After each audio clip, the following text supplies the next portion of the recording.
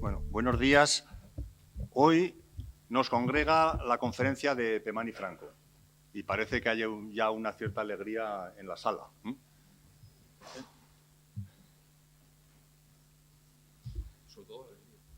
Sobre todo alegría. Bien, como decimos, hoy nos congrega la conferencia de Pemán y Franco. Luis Franco y Mariano Pemán comparten estudio desde el año 1980 hasta hoy. Ambos han compaginado su profesión con la docencia en la Universidad de Navarra y, lógicamente, en nuestra Universidad de Zaragoza. Como arquitectos, han recibido numerosos reconocimientos y parece que el rigor de estos actos obliga a nombrarlos, aunque para ellos no es lo más importante, pero hay que decirlo. El Premio García Mercadal, año 88, año 99, el Trofeo Ricardo Magdalena, también en 2 ediciones, 99-2002, el Premio del Gobierno de Aragón de Restauración de Monumentos, nada menos que el Premio Nacional de Restauración en el año 99 y otros muchos que ahora tampoco ha lugar en enumerar. Su amplia obra abarca tipos y escalas muy diferentes, desde pequeñas viviendas unifamiliares hasta edificios de vivienda colectiva, de equipamiento e intervenciones urbanas, ocupando un espacio singular, pero en ningún modo exclusivo, las intervenciones en el patrimonio arquitectónico monumental, tema sobre el que centrarán su conferencia. Entre sus actuaciones cabe destacar la rehabilitación de la Catedral del Aseo, el Paraninfo de la Universidad de Zaragoza, el Palacio de la Aljafería, el Monasterio de Sigena, etcétera, que luego creo que veremos. El trabajo de Franco y Pemán en este ámbito, y aquí estoy tomando también prestadas las frases de Alejandro Gómez, a quien agradecemos que haya organizado todo este ciclo y que ha escrito estas breves notas. Su obra, como digo, en este ámbito, es una gran lección de cómo debe intervenirse nuestro rico patrimonio histórico con sabiduría, prudencia, valentía, desde el respeto por las preexistencias y con una adecuada renovación constructiva y funcional enmarcada en la creación de una atractiva poética arquitectónica. Me sumo a lo que reflexiona Alejandro Gómez sobre esta obra. Por estas razones, me parece educado que tras 15 años de andadura de los estudios de arquitectura en nuestra universidad, unos arquitectos locales presenten su obra. No es casualidad. Hoy, por primera vez, y por qué no, como celebración de nuestro 15º aniversario, no recurrimos a referentes externos, sino a maestros o referentes locales. Digamos referentes por no engordar las palabras demasiado. Y lo hacemos por las lecciones de sus obras, pero también por su contribución a construir esta escuela. En el caso de Luis, desde el origen, en el caso de Mariano, unos años más tarde. Pero además de los incuestionables reconocimientos profesionales, sucintamente mencionados con anterioridad, yo quisiera recordar que el arquitecto, con su obra, con sus obras, evidencia una manera de estar, un comportamiento, una actitud. Todo ello se traduce en unas características, en unas cualidades de las obras, intrínsecas a ellas, pero que las trascienden. En el caso de Luis Franco y Mariano Pemán, me permito resumirlo con 3 palabras: escala, carácter y continuidad. La escala tiene que ver con la pertinencia, con el acomodo y con el manejo de la geometría en el proyecto en favor de la construcción del espacio y no como un fin en sí misma. El carácter refiere al aire que envuelve a y emana de la arquitectura, inevitablemente unido a su materialidad. Proyectar, como dice certeramente el catedrático de opinión, es ordenar la materia. La sabiduría del oficio, en la obra de Franco y Pemán, no cercena la capacidad creativa, sino que la posibilita. La continuidad tiene que ver, por un lado, con la visualidad y, por otro, con la historia y con el papel del tiempo en la construcción del espacio. Profundos conocedores de la historia y de la historia de los edificios están igualmente atentos a las manifestaciones de la cultura contemporánea para poder responder al tiempo propio. Pero además la continuidad lleva implícito el anonimato, precisa del anonimato. Por ello, os invito a recorrer a todos, aquí me permito decir que casi a los más jóvenes, porque somos un poco más mayores, pues conocemos su obra, pero quizá algunos alumnos no han tenido la suerte de ya cogeros de profesores aquí y otros alumnos a lo mejor no conocen toda vuestra obra. Por eso, y dado que la sala está con todos los alumnos presentes, os invito a recorrer la página web www.pemanifranco.com, no para cotillar los trabajos, sino para reconocer y saber que sus obras están allí, en la ciudad que paseamos y que disfrutamos, sin ser nombradas, sin ser firmadas. El Parque de las Delicias, el Hotel Alfonso I, la intervención y pequeña ampliación del Seminario San Carlos en el Coso Bajo, las viviendas sociales de Lactur, de Valdespartera, los centros de salud de algunos pueblos de nuestra región, entre otras. Qué meritorio es acometer la investigación en arquitectura desde la sencillez e intensidad de analizar los elementos arquitectónicos más humildes, a menudo olvidados y de cuya, pone aquí magistral resolución, vamos a decir buena resolución para que no se enfaden mucho, se infieren los valores espaciales y perceptivos de las obras, el muro, la ventana, el hueco, la carpintería, la jardinería. No es un tema menor que ante la creciente confusión los arquitectos supiéramos dignificar los elementos que nos son dados. Todo ello merece mi máximo interés, porque procediendo de este modo, su obra demuestra cómo la construcción se convierte en un acto creativo esencial al servicio de intereses visuales y espaciales. Podría acabar aquí mi presentación. A otros de mayor rango corresponde, como seguro ya han hecho, daros las gracias por vuestra labor e implicación personal e intelectual en la formación y extensión de nuestra titulación. Entre ellos, como ya ha hecho y quiero nombrar estrechamente, el director de departamento, Luis Agustín, que además me cede también la satisfacción de presentaros. Labor de colaboración con esta escuela de presentación que seguro y con vuestra natural generosidad puede seguir de diversas formas.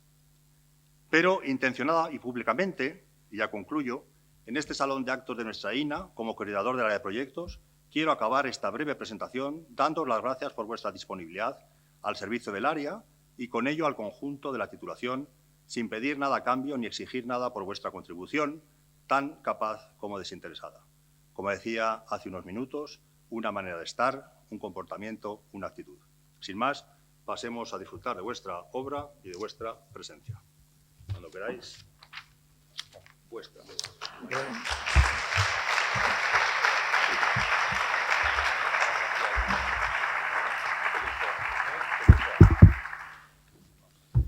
Bueno, gracias. ¿Se oye? ¿Sí? ¿Sí? ¿Poco? ¿Un poquito más cerca? ¿Ahí? Bueno, pues muchas gracias, Carlos. Bueno, hoy me toca a mí hablar en nombre de los dos. Y cuando nos llamó Alejandro para proponernos hacer esta presentación, pues vimos que el resto de las intervenciones se titulaban Arquitectura y Construcción, Arquitectura y Dibujo, Arquitectura e Idea, ¿no? Entonces enseguida pensamos que la nuestra debería de ser Arquitectura y Restauración o Arquitectura e Intervención en el Patrimonio, ¿no? Y claro, porque intervención en el patrimonio parece un concepto más abierto que restauración, ¿no? Seguramente tiene tiene más posibles referencias, ¿no? Y pensamos esto por dos razones. Primero, como ha dicho Carlos, por nuestra propia trayectoria profesional. Pero después también porque en la escuela no se trata mucho de esto. Mi experiencia es que de intervención en el patrimonio no se ha hablado en la escuela mucho.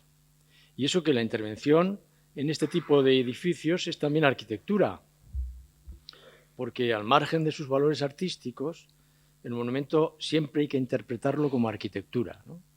Y además se interviene con las herramientas que son propios de esta disciplina. La intervención en arquitectura histórica se mueve siempre entre dos polos, ¿no? Entre dos extremos, entre dos límites, entre dos mundos, ¿no? Ser conservativa, porque se trata de transmitir una arquitectura que tiene mérito, que tiene valores, pero también ser creativa, porque toda intervención, cualquiera que sea, por pequeña que sea, altera la situación anterior del monumento y crea una nueva. El punto de equilibrio entre estos dos polos lo establece siempre el juicio crítico, el juicio fundamentado, que el arquitecto tiene que elaborar en cada caso en función del ser del edificio, del ser del monumento, sus claves formativas, podríamos decir, su particular devenir, su metamorfosis, lo que le ha sucedido. Bueno, pues vamos a intentar mostrar esto con 3 trabajos de larguísimo recorrido, ¿no? Muchos los conocéis, sobre todo la primera fila, pero los de la última fila no habían nacido cuando se hicieron, ¿no? O sea que vamos a ver estos 3, ¿no? El primero de ellos es la aljafería. No podía ser de otra manera, ¿no? La aljafería es una arquitectura que muestra muy bien el tejer y destejer del tiempo. Es un recinto complejo de piezas que se han ido superponiendo incluso antagónicamente sobre la traza inicial, que es la muralla de un palacio islámico y sus 3 patios. Pero la aljafería también es el resultado del rescate que se inicia a mediados del siglo XX. El extenso recorrido que tiene esta arquitectura, que ha tenido a lo largo del tiempo, nos ha legado numerosos elementos que hablan de la historia de Aragón. La aljafería realizó en 900 años el tránsito de Palacio Taifal a cuartel decimonónico, un cuartel clasicista acoplado a aquella traza original. Pero entre ambos episodios, estos 2 que están reflejando las fotografías, sufrió 3 grandes transformaciones. La primera, la inserción del Palacio Medieval de los Reyes de Aragón en los intersticios del Palacio Islámico, en los espacios libres entre los muros del Palacio Islámico. La segunda, con mucha más potencia, en época de los Reyes Católicos, cuando al Palacio Islámico se superpone otro de inspiración ya renaciente, con este patio que estamos viendo ahí. Y la tercera, que no aparece en la fotografía, cuando se abre un foso perimetral diseñado por Spanocchi en época de Felipe II. La aljafería llegó así al siglo XX. Nada parecía quedar del Palacio Islámico ni del Palacio de los Reyes de Aragón. Sin embargo, ese mítico pasado se mantenía vivo gracias a que todavía conservaba piezas de gran valor. El artesonado de los Reyes Católicos, la propia mezquita del Palacio Islámico. También se mantenía gracias a que los capiteles y los arcos que se habían extraído cuando se convirtió en cuartel y que estaban depositados en el Museo Arqueológico Nacional. Y al trabajo de eruditos que mantenían vivo aquel recuerdo, ¿no? Todo ello alimentaba la idea de una aljafería mítica oculta bajo aquel anodino cuartel. En la primera mitad del siglo XX se empieza a pensar en cómo recuperar la aljafería perdida. Por ejemplo, en 1935, los hermanos Alvareda proponen una intervención incorporando al cuartel algunas de las piezas artísticas del museo. Pero es Francisco Íñiguez Almech, arquitecto, comisario nacional del patrimonio tras la Guerra Civil y experto en arquitectura histórica, gran dibujante, como veis aquí en los dibujos de la derecha, el que inicia el rescate a medio de siglo, a mediados más o menos, sobre los años 50, realizando exploraciones selectivas en los muros del cuartel que rastrean la presencia de arcos del Palacio Islámico. En el rescate, que duró hasta su muerte en 1982, tuvo 2 grandes ayudas. La primera, la planimetría, que aquí podemos ver algunos ejemplos que conservaban los archivos históricos, los planos de Spanocchi para realizar la fortificación de época de Felipe II, los planes de Marín, con la aljafería del siglo XVIII, antes de su conversión en cuartel, o un plano del patio de San Martín del XVI, cuando la aljafería era sede de la Inquisición. La segunda ayuda que tuvo fue su gran conocimiento de la arquitectura hispano-musulmana, interés compartido con el arqueólogo Christian Eber, que entonces estaba estudiando precisamente la aljafería. Poco a poco el rescate iba avanzando y la zona Taifal surgía al eliminar los muros que contenían parte de los arcos del Palacio Islámico. Pero el proceso de rescate puso en evidencia 3 hechos. Primero, que el Salón de los Reyes Católicos estaba sobre la alberca norte, cubriendo esa parte del patio islámico. Que el suelo del Palacio de los Reyes Católicos interrumpía en altura los arcos islámicos, como podéis ver en la foto de arriba a la derecha. Y que al eliminar los muros, lógicamente, había que soportar las alas de los Reyes Católicos que estaban encima y, por tanto, era necesario introducir soportes ocultos en la reconstrucción de los pórticos. Algunas de las recuperaciones que hizo Íñiguez fueron reconstrucciones completas, impensables hoy en día, pero completas. Entre ellas la cúpula de la mezquita, siguiendo modelos cordobeses, el pórtico sur, reproduciendo los arcos depositados en el Museo Arqueológico Nacional, la techumbre del Salón Norte con una hipótesis que después se ha demostrado que es inexacta, o lo que estáis viendo aquí en estas imágenes, el lienzo este de la muralla, levantado sobre las hiladas que encontraba y siguiendo el alzado de Spanochi, este que también tenéis ahí en medio, pero utilizando piedra caliza y no yeso y almenas de ladrillo para diferenciar lo nuevo de lo antiguo sin comprometer la imagen del conjunto. Así quedó el lado norte del Palacio Taifal tras la intervención de Íñiguez. Los arcos dibujados con ladrillo y en el techo, como podéis ver, las vigas que soportan el Salón de los Reyes Católicos. Íñiguez seguía o adoptaba criterios cercanos a Torres Balbás. No realizar nada que no fuera modificable, emplear el material para diferenciar lo nuevo sin perder la comprensión global, mantener en su lugar los restos de ataurique y de decoraciones y rellenar las lagunas decorativas con texturas informes. Íñiguez perseguía un estado idealizado del palacio de la época de los Reyes Católicos, pero esto era absolutamente imposible, porque los dos palacios, el Taifal y el Renaciente, entraban en contradicción y no era posible recuperar uno sin destruir el otro, tal como mostraban ya los planos de Marín, que podemos ver aquí arriba, ¿no? La superposición de uno con otro lo impedía. De manera que finalmente optó por soluciones de compromiso que componían escenas parciales que dan una idea de los ámbitos palaciegos más importantes. Por ejemplo, en el lado norte del patio central, del patio de Santa Isabel, mantuvo el tramo de la galería y las salas de los Reyes Católicos.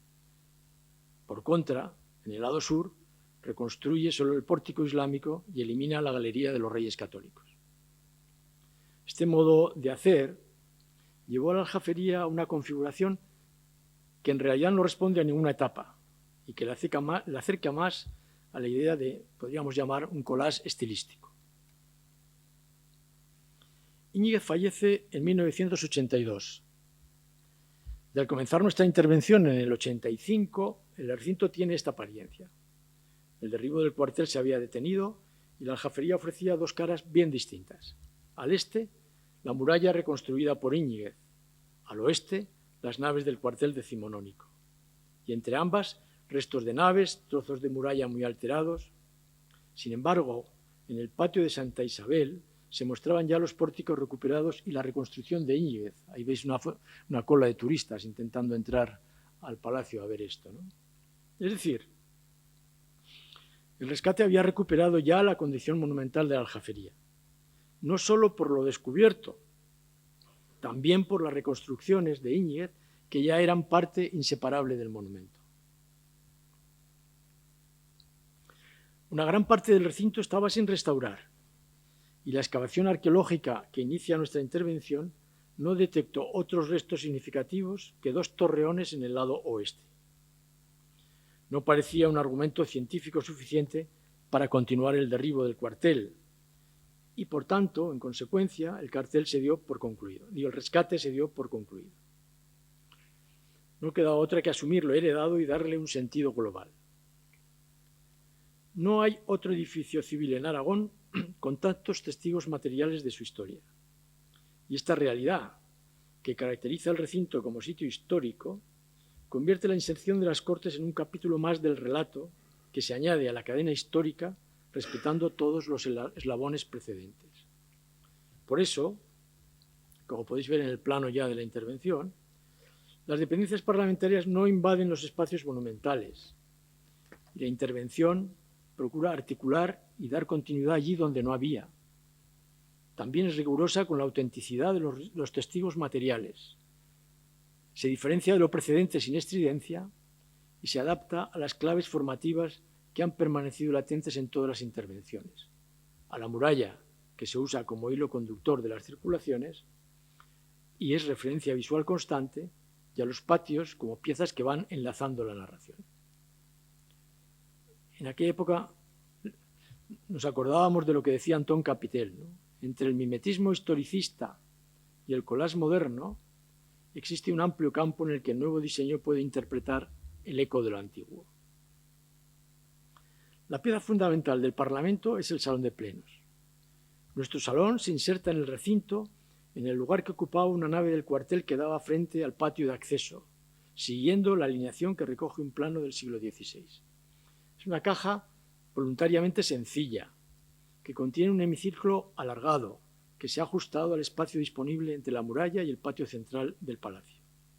En su interior se han definido los dos planos de actividad que son propios de este uso, el nivel de los diputados y el del público y los medios de comunicación. La caja está rodeada por corredores que en los parlamentos se conocen como de pasos perdidos. Son espacios de doble altura que liberan la muralla e introducen la luz cenital. Desde una consideración contemporánea, esta inserción del salón de plenos creemos que se logra con la continuidad espacial de los pasos que se prolongan hacia el exterior, separándose de los muros que hacen presente la condición histórica del lugar y utilizando un lenguaje material muy medido. La presencia del volumen en el patio atiende a las sugerencias del lugar. La simetría, la profundidad de los huecos, los retranqueos, el color y la textura de los muros antiguos. Y el volumen se separa de los laterales para que la sombra cree una junta de respeto. Y utilizamos un lenguaje neutro que nos permite dialogar con las piezas históricas manteniendo una prudente diacronía. No queremos extendernos sobre lo que hemos hecho en la zona monumental, pero como indicación simplemente se recuperó el salón sur del Palacio Taifal, evitando una recomposición literal, se recuperaron los salones medievales de Pedro IV y sus alfarjes, se actuó en el Salón del Trono de los Reyes Católicos con su artesonado y su solería, se recuperó la alberca norte auténtica que quedó bajo un pavimento desmontable de madera, y se descubrió la alberca sur original, se completó el ajardinamiento del patio, etc. Pero bueno, para lo que nos interesa aquí, la intervención intentó resolver la falta de articulación que había entre fábricas de muy distinta condición. Así sucede, por ejemplo, en el encuentro entre el lienzo oeste de la muralla y el cuartel. En este caso, recurrimos a la idea de la fractura para identificar ambas piezas y explicar su encuentro. Y la misma intención está detrás de aliviar la presencia de la planta del cuartel que está superpuesta a la muralla. En el interior, un corredor de doble altura acompaña la muralla para hacerla presente, y en la nave contigua, la planta alta se libera de pilares y se cubre de lado a lado para albergar una sala de comisiones. Las mayores discontinuidades se producían donde el derribo del cuartel se había interrumpido. En el lado norte nos había quedado un muro muy alterado, coincidente con la muralla, que se había recrecido antiguamente para insertar el Palacio de los Reyes de Aragón. La intervención enfatiza la presencia de la muralla aumentando el grosor del muro en la parte baja, pero se conserva un hueco que por las decoraciones de la sala a la que pertenece podría ser una puerta de acceso al palacio medieval. Y en el nivel superior, dos puertas del salón de Pedro IV indicaban cierta continuidad con el exterior según un plano de Spanocchi, de manera que la propuesta fue acompañarlas con un plano de madera volado a modo de balcón. Un conjunto de planos de ladrillo, una caja vertical de hormigón y una simple carpintería terminan de resolver la transición entre la torre del trovador y el cuartel. Y al fondo, un paso de madera instalado entre las naves del cuartel y la torre de la esquina repone la continuidad que se había perdido al recuperar el foso del castillo en los años 80. En el lado sur, la falta de articulación se producía entre el lienzo recompuesto por Íñiguez y el cuartel. Entre ambos aparecía el lienzo sur de la muralla, con múltiples modificaciones, huecos, fábricas de distintas épocas. De nuevo, la sombra y la profundidad ayudan a resolver la articulación y evidencian que la muralla continúa por el interior de la nave que la ha absorbido. Un sencillo volumen que contiene una escalera y que está realizado con hormigón presta un final a la fachada del cuartel, resuelve el giro y conduce a la profundidad creada entre el cuartel y la muralla. El muro conserva las huellas más significativas de su pasado y junto con las líneas de sombra, los planos y calidades del muro componen un plano conjunto material que también podemos apreciar con códigos expresivos contemporáneos. En la aljafería, las distintas referencias se diluyen en un todo. un todo que es un documento material con testigos de la historia de Aragón, un conjunto de piezas de gran valor artístico y un recinto emblemático para los aragoneses. La Aljafería no es una arquitectura de relato único, y así hay que entenderla y valorarla. Es un collage complejo y evocador de piezas que se han ido superponiendo a su traza original, fragmentos de un relato que acaban enlazados por el conjunto de suturas que se han llevado a cabo.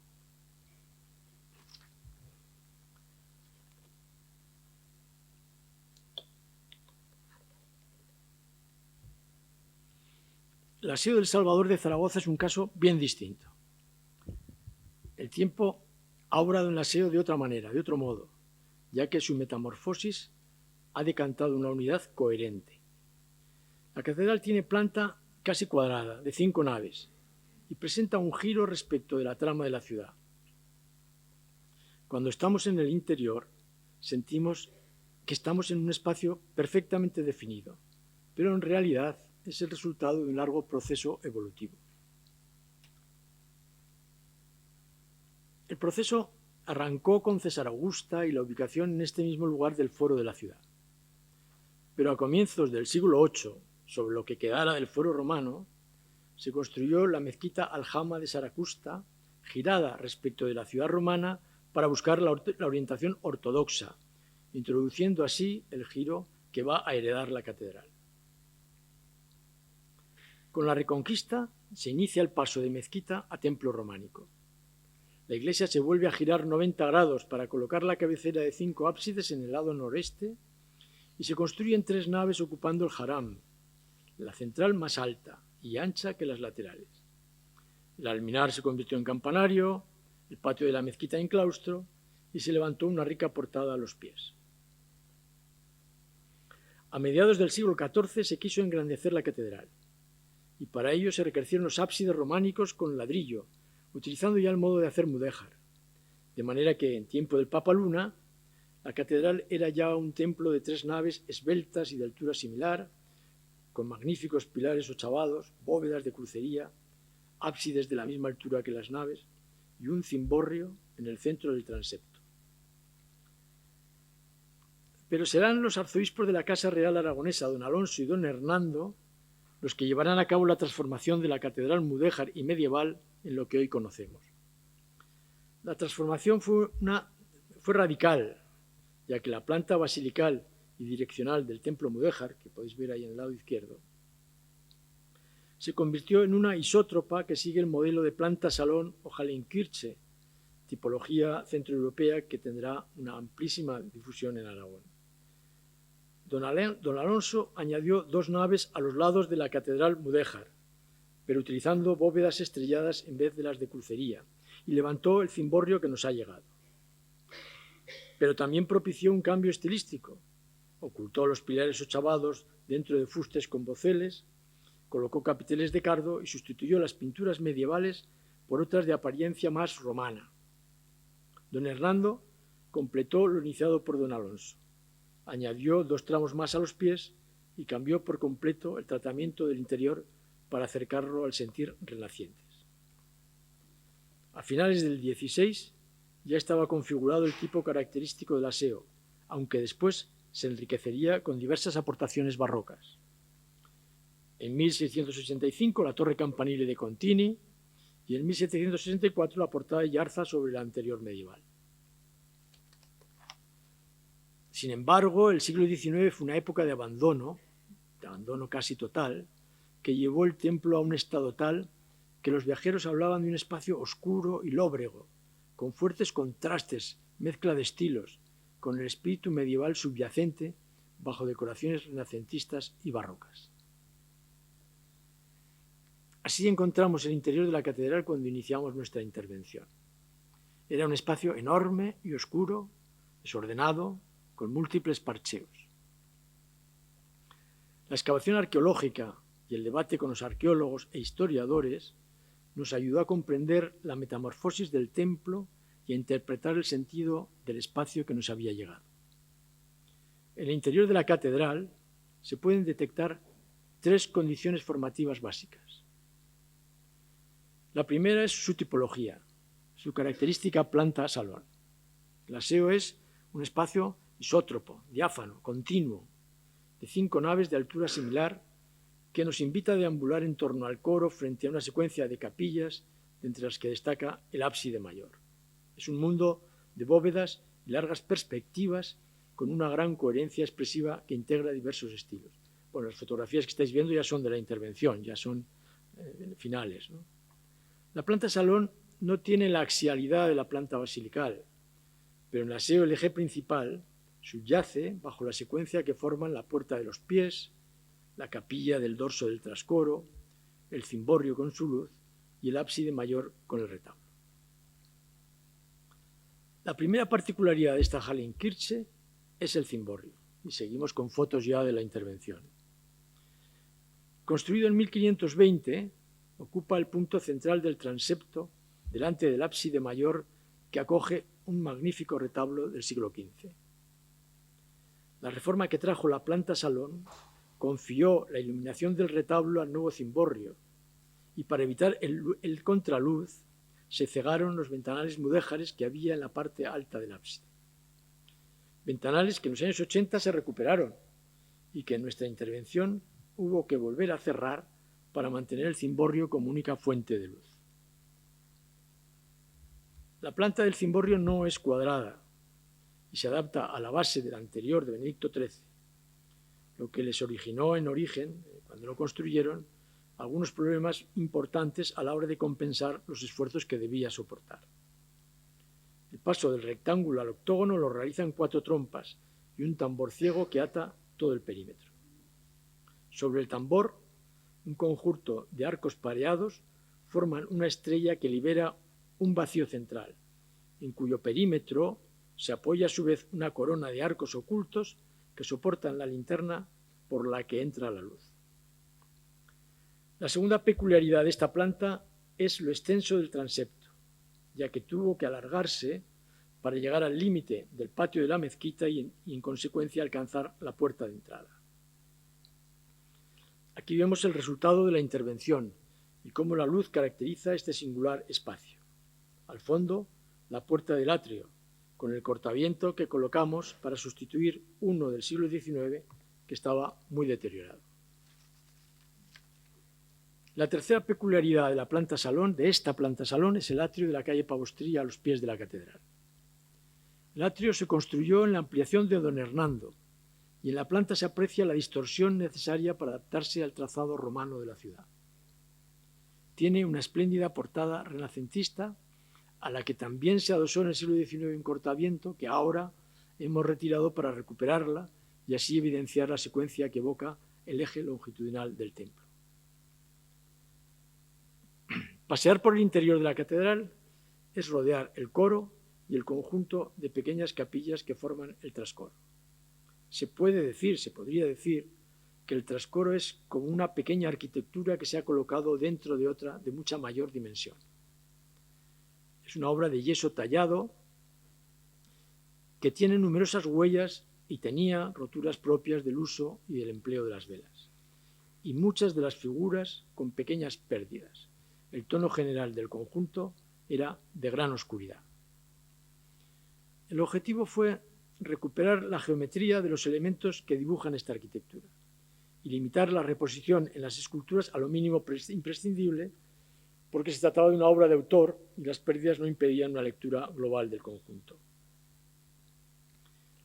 El sistema de limpieza con cola estuvo condicionado por el carácter higroscópico del yeso y por la voluntad de conservar las pequeñas huellas superficiales que considerábamos una pátina que enfatizaba la autenticidad de la obra.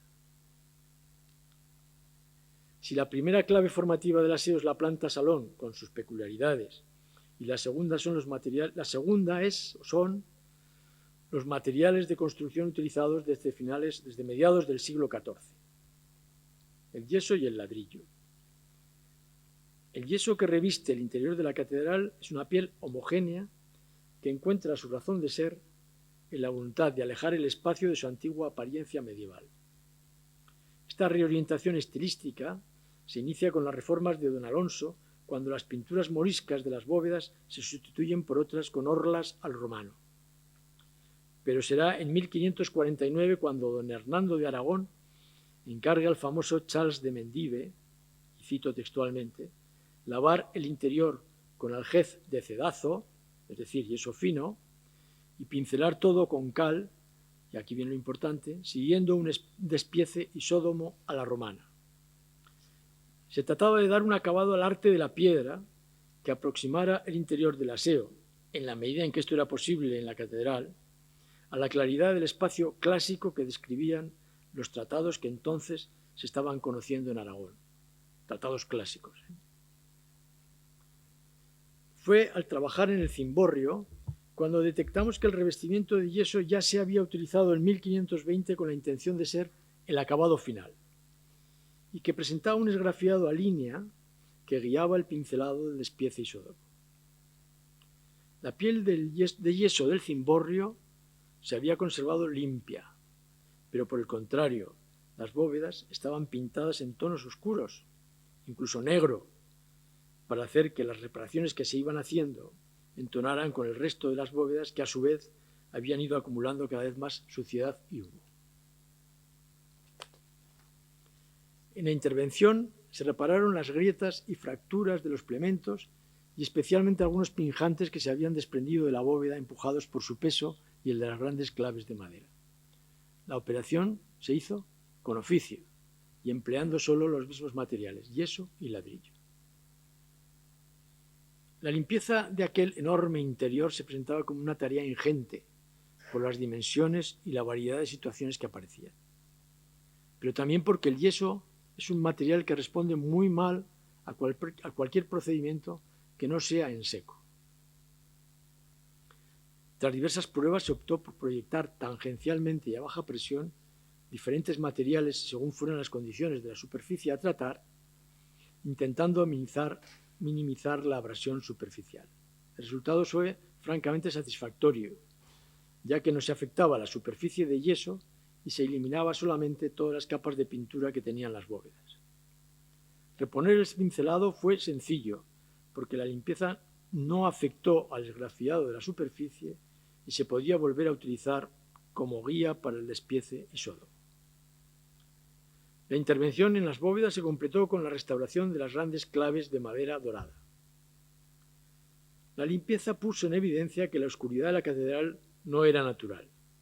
Procedía de la suciedad acumulada, del humo, de la pintura aplicada en las reparaciones de los últimos siglos y dejó a la vista un yeso con una calidad especial que aportaba una vibración superficial muy natural a los plementos.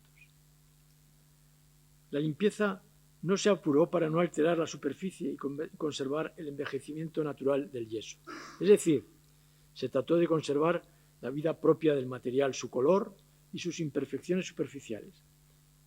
Por eso, y siguiendo la referencia que teníamos del cimborrio, optamos por la solución original, dejar el yeso visto, sin pintar, simplemente con el pincelado a la cal. Sabíamos que la catedral iba a ofrecer un aspecto muy distinto al que estábamos acostumbrados, incluso al descrito en los catálogos y en las guías.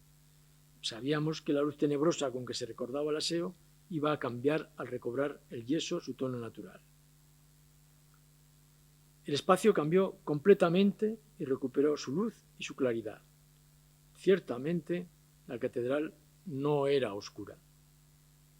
Ahora, cuando decimos a quien visita el aseo que lo que está viendo es yeso, siempre se asombra, ya que todos piensan que es de piedra. Parece que tenía sentido el lavado de aljez de don Hernando, que buscaba imitar el arte de la piedra para aproximar este espacio a la claridad de los del mundo clásico. Junto con la tipología y el material, la tercera condición que otorga su sentido al interior del aseo es la luz. En una planta salón, la luz solo puede entrar desde lo alto de los muros de las naves extremas. Y así lo hicieron en el siglo XVI, cuando en las naves laterales añadidas se colocaron ventanas alargadas sobre las embocaduras de las capillas decoradas con jambas renacentistas. Pero a lo largo del siglo XVII van a tener lugar reformas barrocas que que van a modificar sustancialmente la manera de iluminar las capillas y el interior de la catedral. La operación barroca consistió en abrir linternas en las cúpulas de las capillas, al tiempo que los ventanales situados sobre las portadas se convertían en óculos de menor dimensión que las ventanas precedentes. De esta manera, la cantidad de luz de las naves se redujo y las capillas ganaron la iluminación cenital, lo que les da profundidad y las convierte en escenografías enmarcadas por las portadas de las capillas, que la luz de la linterna resalta cuando las vamos viendo al deambular por la catedral. La apertura de las linternas no alcanzó a todas las capillas, pero todos los ventanales de las naves pasaron a ser óculos, siguiendo la reforma de don Hernando, que ya había optado por este tipo de hueco en los pies de la catedral. Nuestra intervención tuvo que corregir una intervención anterior que había recuperado algunos de aquellos ventanales alargados que había ocultado la reforma barroca. En este caso, la valoración del espacio y de la luz como un todo primó sobre el valor del hallazgo y, en consecuencia, se tomó la decisión de recuperar todos los óculos y con ello el equilibrio de luces en el interior del templo. Aquella decisión la pensamos en el proceso como la necesidad de tener que distinguir entre lo que resulta significativo en cada caso y aquellos fragmentos que, aunque puedan tener cierto interés artístico, están destinados a permanecer en un segundo plano. El tipo, el material y el mecanismo que controla la luz caracterizan la arquitectura interior del aseo. La intervención ha tratado de poner en valor la unidad y la coherencia de este espacio, atendiendo a sus argumentos arquitectónicos y a las intenciones estilísticas que impulsaron sus transformaciones más determinantes.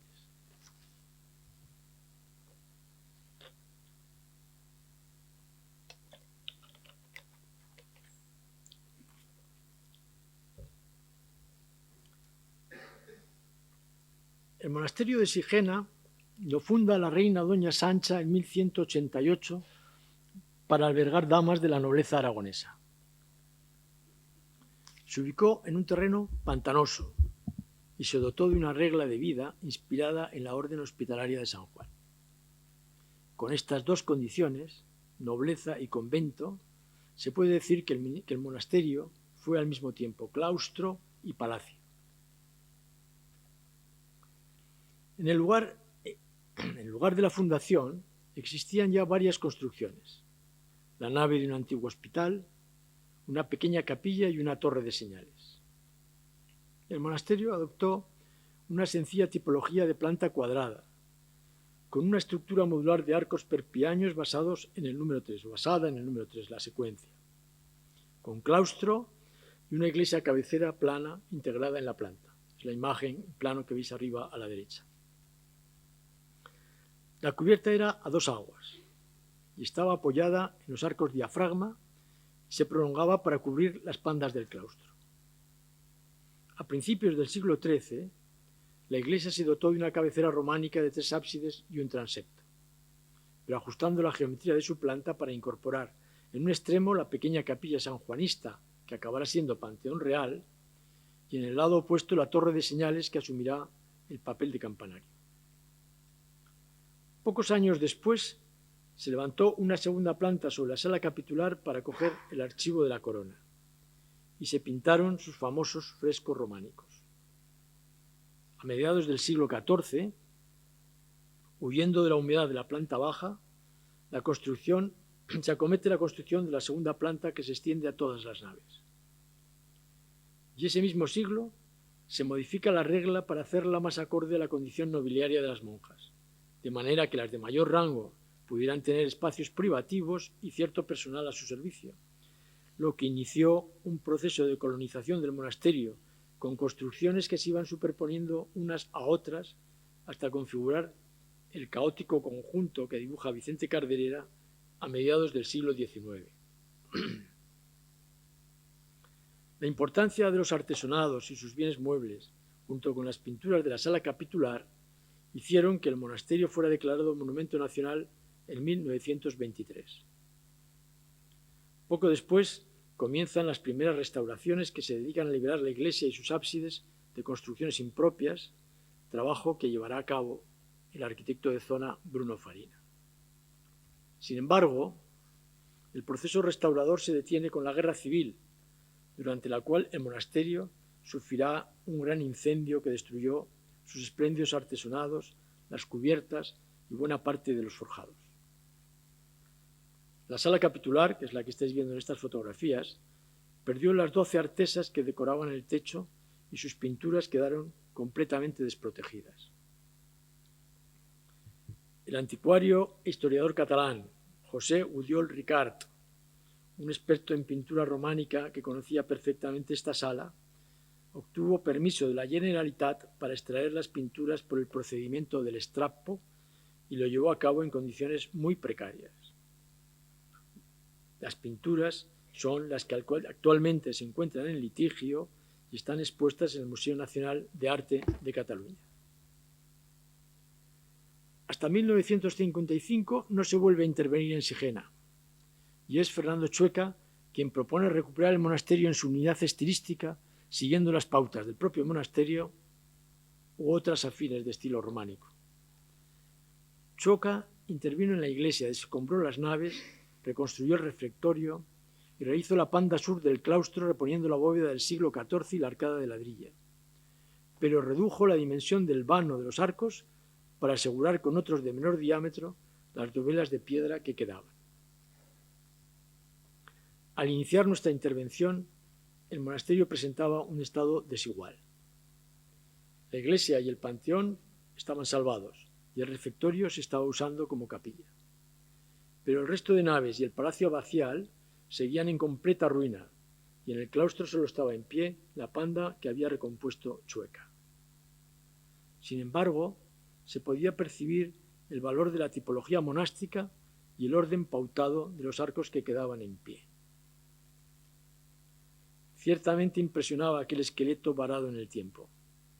El incendio, la ruina, el abandono habían despojado la arquitectura de casi todo, ya fueran añadidos o revestimientos, pero la habían dejado reducida a lo más esencial. Los arcos guardaban un riguroso orden geométrico y su desnudez mostraba el sistema constructivo que se había utilizado. Un zócalo de piedra arenisca que crece para enmarcar los pasos abiertos en el muro, arcos ligeramente apuntados también de piedra arenisca dispuestos transversalmente, y un grueso muro de tapial sin función estructural colocado sobre el zócalo para completar el cerramiento. Los muros y los arcos nos describían o nos hablaban de lo fundamental de la metamorfosis sufrida por el monasterio. El recrecido de ladrillo de los arcos hablaba de cómo se levantó la segunda planta. Los restos de una orla decorativa indicaban el apoyo inclinado de la cubierta original. Las paredes del claustro mostraban el arranque de los arcos construidos al sustituir la cubierta primitiva. Y las potentes rozas en el muro y en los cercos de las puertas nos indicaban el punto de encastre de la bóveda que ceñía esos arcos. El resto de marcas provenía de reformas menores y reparaciones de toda índole, pero cabe destacar que las pérdidas de tapial se habían repuesto siempre con ladrillo. Lo básico en este oficio es corregir las patologías del monumento, ya que si no se eliminan, no hay conservación posible. El monasterio de Sigena está sobre un remanso de agua subterránea, muy superficial, semejante a las badinas que hay en el cercano río Alcanadri. Desde su fundación, la humedad por capilaridad ha estado provocando la arenización de los sillares de arenisca y la descomposición del tapial. Y esta patología se había intentado atacar de muchas maneras, con aportes de tierra para elevar el suelo, con canales de drenaje en los solados, o levantando la segunda planta para llevar los dormitorios a un lugar más habitable. Incluso la clausura se relajaba para permitir estancias temporales de las monjas en lugares más secos y saludables. La intervención afronta este problema mediante un complejo sistema de drenaje por gravedad. Una larga y profunda zanja filtrante, opuesta al frente de ataque de la corriente, recoge el agua subterránea. y una tubería empotrada en el terreno conduce el agua drenada hasta otra zanja filtrante situada a una cota inferior del freático. El sistema, como podéis ver en las fotografías, ha funcionado. Cuando dibujamos un edificio histórico, y miro a Luis Agustín, tendemos a construir una imagen idealizada del mismo, sin distorsiones ni patologías. Pero la realidad es bien distinta, y el levantamiento del estado actual debe recoger toda la realidad y complejidad del monumento. En Sigena, el levantamiento fotogramétrico, que ahora parece que ya es normal, ayudó a hacer una lectura global y coordinada de los paramentos y a acotar con precisión las diferentes afecciones y las patologías que presentaban. Aquel esqueleto no podía tratarse como un resto arqueológico, porque partes importantes del monasterio se habían recuperado ya y estaban en uso. Tampoco era factible volver al monasterio fundacional, porque habría que olvidar toda su historia y eliminar las evidencias materiales de su evolución. Ni se podía recomponer la segunda planta, porque no teníamos ningún dato, ya que los restos terminaban en el techo de la planta baja. Tras un proceso de debate con diversos especialistas, la solución de compromiso adoptada fue recuperar la presencia de lo que daba sentido a la tipología monástica, el claustro y las naves. Había que situar los restos que nos habían llegado en un contexto sano y aprovechar la capacidad del lugar para evocar el mundo y el espíritu monástico, pero evitando en todo momento una reconstrucción que cayera en el falso histórico. En las naves se han conservado a la vista las huellas más relevantes y sobre todo el recrecido de los arcos que documenta la construcción de una segunda planta. Pero no se ha reconstruido esa planta y las naves se han cubierto con un sencillo alfarje de madera y una cubierta plana, apurando la sección constructiva para que no aparezca nada exteriormente que acuse la presencia de esta cubierta, de manera que la nave se muestre al exterior como una arquitectura interrumpida, inacabada. Los materiales que se han utilizado y el modo de usarlos responden a 4 situaciones que encontramos en el monasterio. Cuando era preciso sustituir un sillar del zócalo de piedra, se ha utilizado la misma piedra arenisca en un ejercicio de simple reparación. Si el tapial había desaparecido y era necesario cerrar el espacio, se ha utilizado un hormigón en masa ejecutado como si se tratara de un tapial. Cuando el tapial de los muros estaba en descomposición, se ha reparado con el ladrillo tal como se había hecho tradicionalmente. Y en el exterior, en el recrecido hecho para levantar la segunda planta, se utiliza un mortero de cal zarpeado para diferenciarlo. El hormigón es un hormigón bastardo que lleva arenas seleccionadas para obtener el tono adecuado.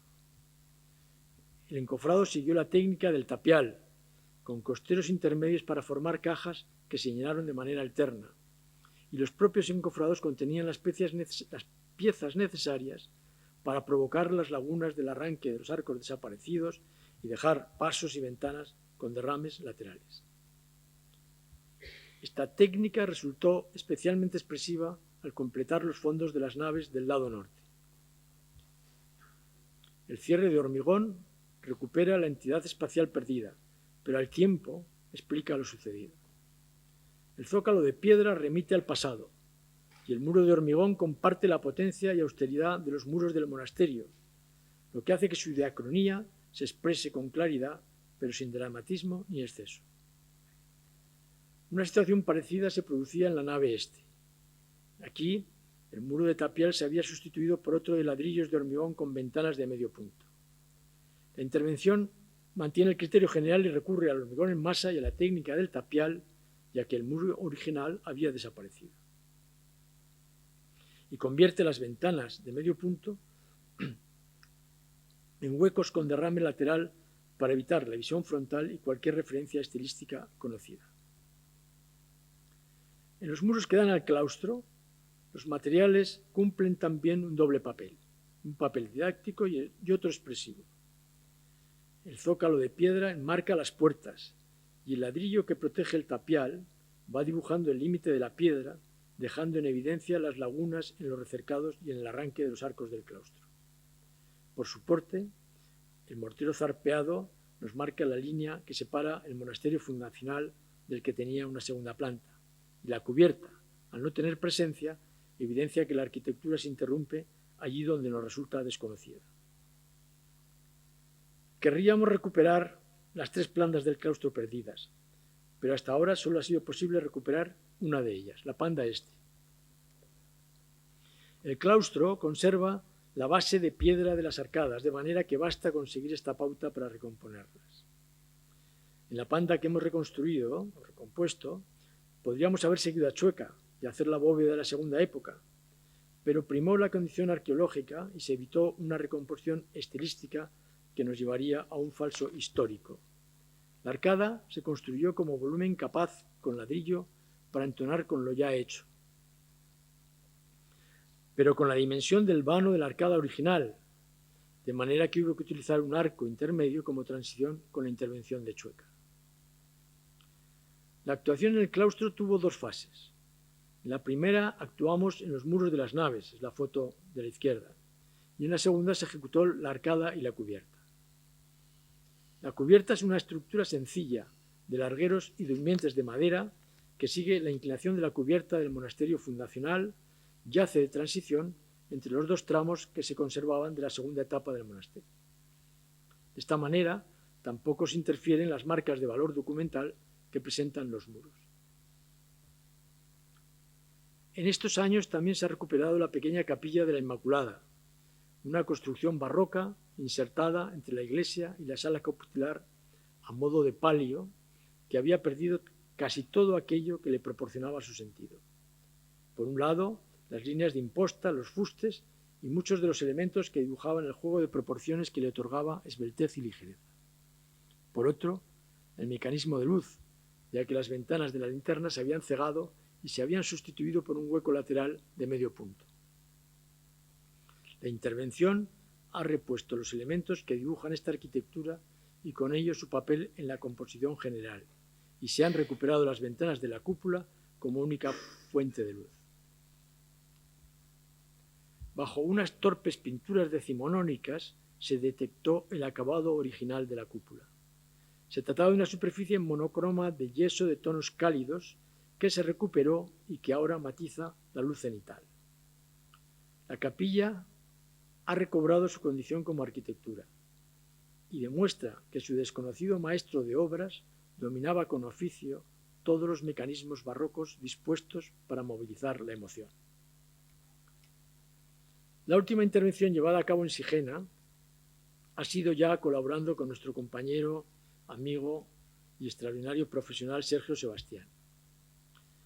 Ya ha consistido en acondicionar las naves este y norte como espacio expositivo, las recuperadas naves este y norte, como espacio expositivo para los bienes que han retornado a Sigena los últimos años. Dotar al interior de las naves de las condiciones que exige una exposición de este tipo, sin que la tecnología altere el espacio medieval, ha sido uno de los retos más complicados. La sala de instalaciones se ha colocado fuera de las naves, un espacio vacío, próximo, respetando un muro de piedra que no tiene una afiliación establecida. La sala es un simple prisma bajo, sencillo, con una cubierta de grava que se cierra con un ladrillo manual similar al de los muros antiguos. La red de conductos y los cableados discurren por el suelo, en una cámara que no altera el espacio interior. La cámara a su vez se separa de los muros para dejar a cada lado una franja de grava que sanea la base del muro, genera una sombra bien definida de transición entre el pavimento y los muros de la nave, y un banco corrido de madera resuelve la difusión del aire y las conexiones de las futuras vitrinas. El pavimento es de piezas cerámicas triangulares, colocadas según la diagonal para que la falta de ortogonalidad no se perciba en el despliegue. La distinción entre lo antiguo y lo nuevo se produce de modo natural, sin tener que poner énfasis en ese empeño, y sin que el acabado final se imponga a la carga documental y expresiva que destilan los muros. Para acondicionar el espacio expositivo, también ha sido necesario cerrar la nave con una cristalera que ocupa toda la sección para no perder la referencia del patio. Ha habido que resolver una entrada desde el exterior a una cota más alta, disponer los servicios mínimos en un mueble que resuelve esa entrada más alta como un mirador sobre la nave y cerrar con carpintería los huecos de las ventanas y de las puertas existentes. Creemos que el espacio final mantiene el eco de lo monástico, sin haber tenido que recomponer ninguna de sus etapas constructivas o estilísticas. Puede decirse que no es el monasterio de una época anterior, es el monasterio que ha llegado a ser en nuestro tiempo, como siempre sucedió en cualquiera de sus etapas precedentes. Pero el actual atiende a los valores y resonancias de los anteriores, ya sean las propias del monasterio fundacional como las adquiridas a lo largo de su prolongada vida. En esta imagen podemos ver también un prototipo de la vitrina de la exposición en la que estamos trabajando ahora el mismo equipo, que es el que contendrá todos estos bienes. Bien, pues por último, y como resumen de esta presentación, que hacemos Mariano y yo, aunque ya me ha tocado hablar, queremos recordar lo que apuntaba Rafael Moneo a propósito de la mezquita de Córdoba. Decía Rafael Moneo: la arquitectura histórica se revela desde la comprensión de su proceso evolutivo y de los rasgos formativos que han estado soportando su identidad a lo largo del tiempo.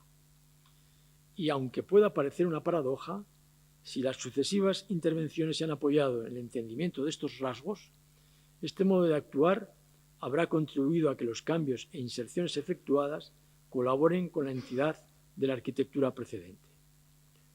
Muchas gracias.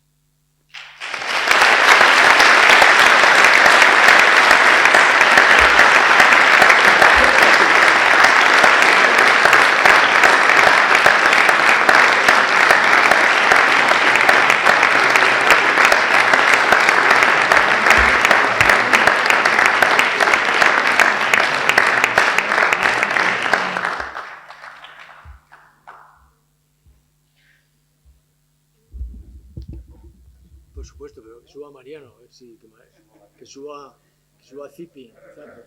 Abrimos un turno de preguntas o comentarios. Mariano. ¿Qué va a contestar Mariano?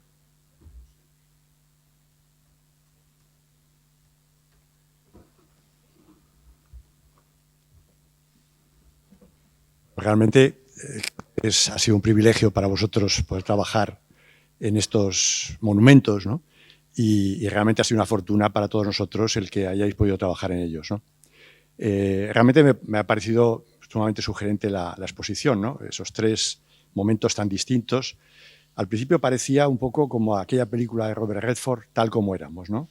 En los años 85, mediados de la década de los 80, ¿no? En ese momento en el que tú recordabas, bueno, pues toda esa cuestión de crear en lo creado, o el propio texto aquel, si no recuerdo mal, de Antón Capitel, el tapiz de Penélope, ¿no? El tejer y destejer, ¿no? Realmente la sensación que uno tiene, y yo creo que los alumnos tienen que ser conscientes de ello, es decir, cómo vosotros os enfrentasteis a un momento como la aljafería, de esa gran complejidad, prácticamente a los 7 o 8 años de haber acabado la carrera, ¿no? Yo creo que fue un proceso de una madurez acelerada, ¿no? Bueno, en un proyecto que, como tú has dicho, tiene esa complejidad y las intervenciones de Íñiguez, etcétera, etcétera, ¿no? Claro, la SEO, unos años más tarde, pues tiene esa condición casi de culta y valerosa condición detectivesca, ¿no? Es decir, que permite leer el monumento y hacer frente a él, ¿no? Pero a mí me ha parecido también sumamente sugerente, por supuesto, esta última etapa, ¿no? De Sigena, ¿no? Que al final también, como todos los proyectos anteriores, es un proyecto de largo recorrido, larguísimo recorrido. Se empieza en el 2006 y llega hasta nuestros días, ¿no?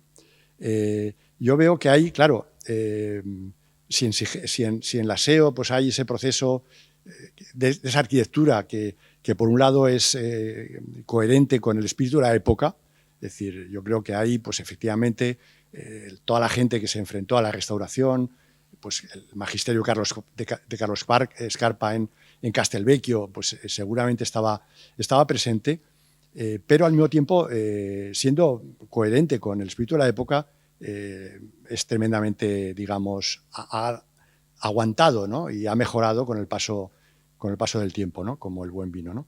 En el caso de Sigena, a mí me gustaría preguntaros cómo esa actuación aparentemente más libre, ¿no? Porque aparentemente también, ¿no? El monumento daba menos pistas, o las pistas eran menos, digamos, condicionantes, ¿no? Se ha traducido en una arquitectura más abstracta, ¿no? De gran textura, por así decirlo, ¿no? Pero también en la que seguramente, no nos olvidemos que es un proceso de 18 años, ¿no? Seguramente se ha producido una acompasada evolución de vuestra forma de hacer arquitectura, ¿no? Yo querría que explicarais un poquito esa sensación que ahora tenemos, digamos, comprimida, ¿no? Del trabajo final, cómo ha sido esa evolución a lo largo de estos 18 años. Pero, ¿se oye? ¿Se oye? ¿Referido a Sigena o al conjunto?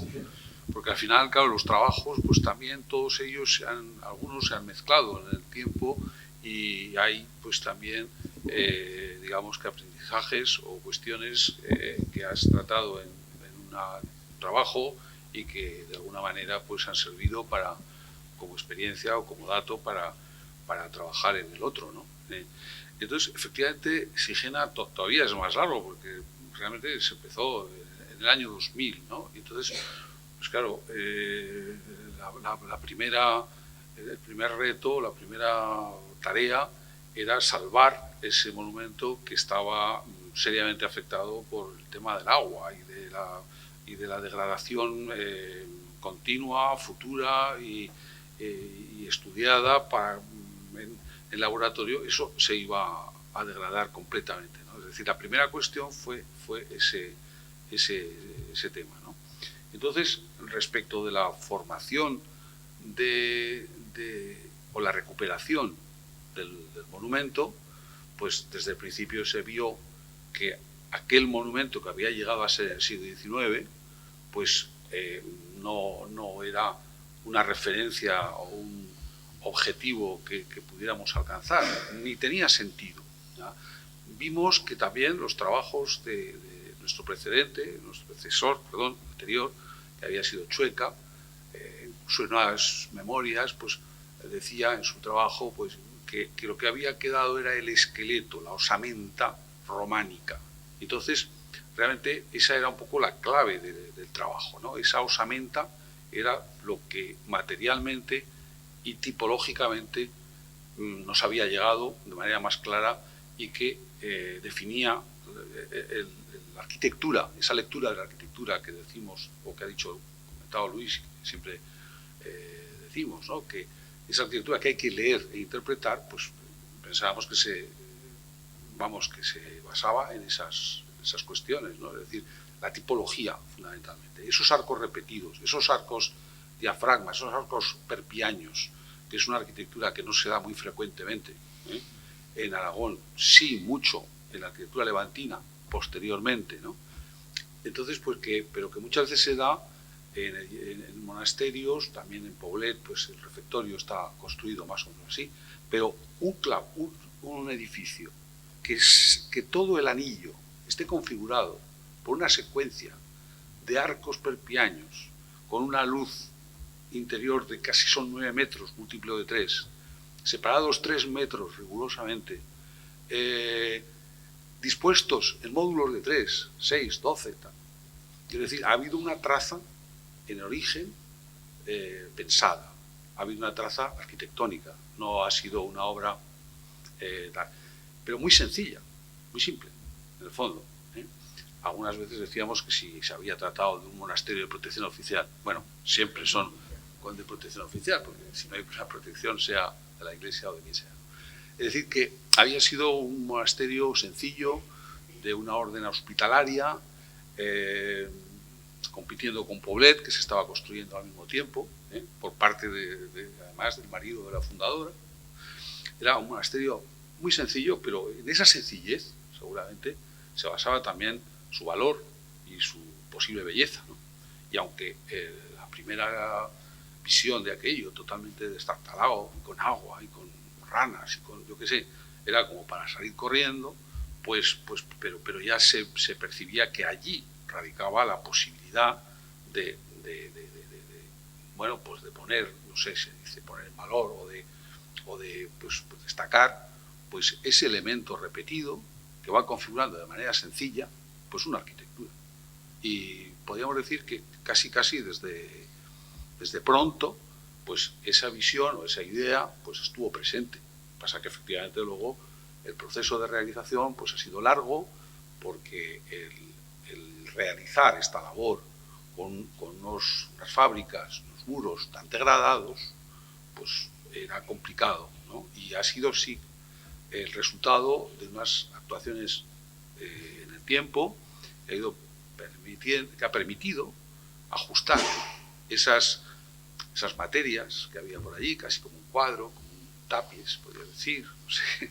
Es decir, claro, también la cultura contemporánea, también decía Luis, de alguna manera, pues claro, es inevitable pues que todas las lecciones que hemos aprendido y toda la cultura y toda la sensibilidad contemporánea, pues esto se ha dicho siempre, pues es inevitable que vaya posándose o vaya saliendo, ¿no? Porque es inevitable. Y nosotros, pues al final, pues sí que tenemos pues esa visión del collage o del tratamiento del material que nos gustaría que fuera casi también como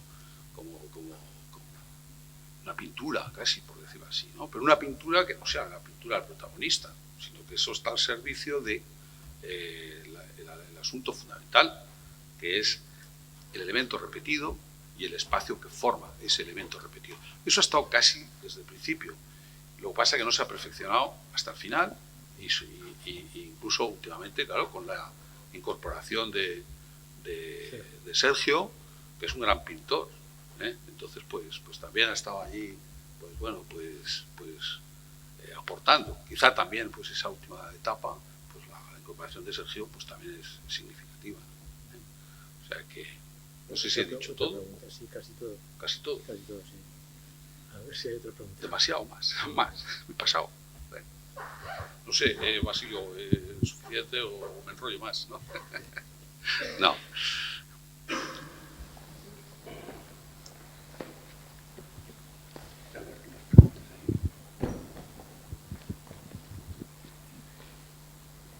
¿Quién más quiere? Bueno, yo No, está bien. sí, no sé si se oye, no sé. Esto no se desapaga. Yo más que una pregunta, y aprovechando esta circunstancia especial, ¿no?, que nos reúne hoy aquí, os quería agradecer vuestro magisterio y vuestra lección permanente de sabiduría, de arquitectura y de saber entender esta profesión y este mundo en el que estamos, ¿no? Yo creo que sois un caso especial, un caso a extinguir, y por eso hemos dicho a los alumnos, oye, venid porque os lo perdéis, ¿no? Venid porque os lo perdéis. Y realmente en este mundo en el que vivimos, en el que hay tanta zozobra y tanto despiste y falta de criterio, bueno, pues vosotros dos habéis sido siempre un ejemplo de mantener una filosofía serena, sensata, coherente, reposada ante los problemas y los proyectos que habéis realizado, los cuales hemos visto hoy unos importantísimos, pero hemos dejado de ver otros. Otro día me llevé la alegría viendo vuestra página web de que este edificio que está aquí en Actur, de las viviendas de ladrillo, las que vemos cada vez que venimos los inmigrantes de Pamplona, cuando comenzamos el campus, son vuestras, ¿no? Y esos torreones en las esquinas, digo, bueno, ¿quién habrá colocado esos torreones en las esquinas? Y me llevé esa alegría casi como regalo previo a esta charla, ¿no? En fin, muchos de nosotros hemos estado en contacto con vosotros aquí, al menos en el poco tiempo que llevo aquí en la docencia, y os puedo decir que habéis sido, bueno, nuestros profesores, los profesores de los profesores, de una manera constante y ejemplar, siempre con el ejemplo. Y sobre todo, además, subrayar, más allá de cuestiones profesionales, bueno, vuestra calidad humana. O sea, que creo que es algo que en el día a día en el ejercicio de cualquier actividad, sea docente, profesional, donde quiera que esté cada uno, pues hace más fácil la relación de las personas y llegar a las cosas y a los objetivos que en cada espacio de trabajo, en cada lugar, uno se plantea. O sea que yo os quiero dar las gracias y daros un virtual abrazo desde aquí a los dos.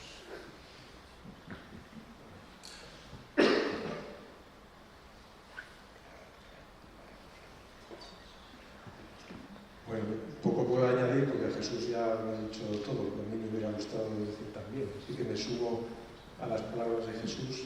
En fin, yo creo que esta sesión es casi un homenaje que se os debía hace mucho tiempo por la grandísima labor que habéis realizado en la profesión y en la escuela, ¿no?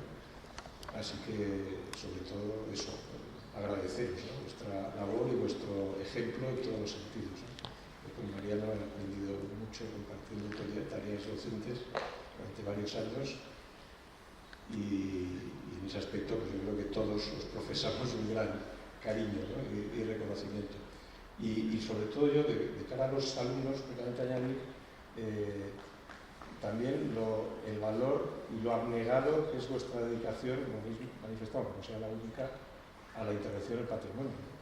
Como todos sabemos, los que nos ha tocado también, es realmente difícil, ¿no?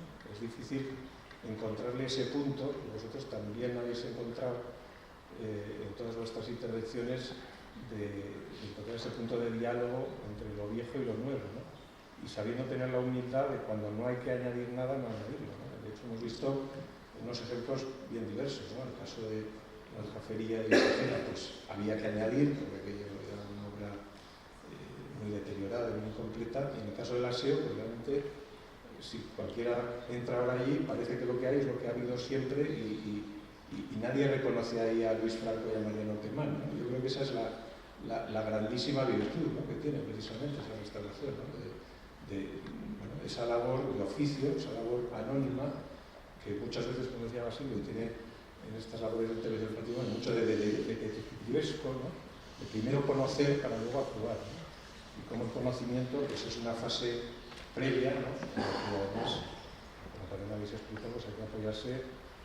Los arquitectos no lo sabemos todo, ¿no? Entonces, frente al ego, por desgracia, a veces habitual, ¿no?, muchas actuaciones arquitectónicas, esa humildad de primero informarse, luego apoyarse en la labor de otras disciplinas, ¿no?, porque estos siempre son trabajos pluridisciplinarios, ¿no?, porque tienen historiadores, arqueólogos, restauradores, en fin, gente de todo tipo, los que los arquitectos nos tenemos que apoyar, ¿no?